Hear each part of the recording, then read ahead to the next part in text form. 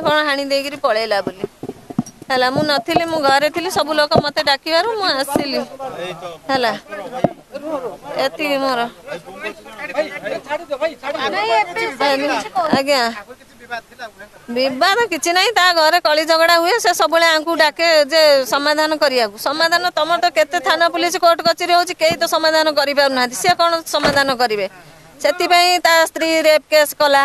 माने कमिटी सब कहला जे से मते रेप करची ये करची से करची एमदी सब कहले हैला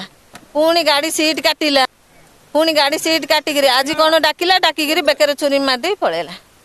हैला मु घरे थी मु किसी जानी सब लोक जहाँ कहते से मारदे पड़ेला धड़ा ऑटोटा चश्मा पिंधि आउ से मारदे गला बोलिकी सब लोक कहते मुझे किसी कहीपर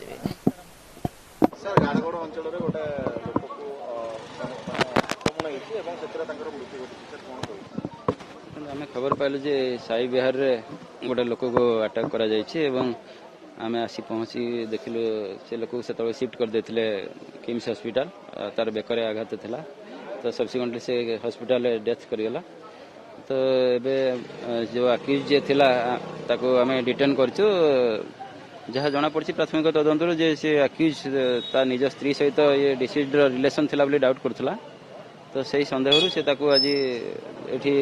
रास्ता उपरे ता से मोटरसाइकिल फेरुला मंदिर रु ताको गोटे छुरी अटैक करथिला एवं सब्सिक्वेंटली से इंजर्ड बर्तमान डेथ कर जाइछन हाँ ताका ना सुशील सिंह आउ ये जे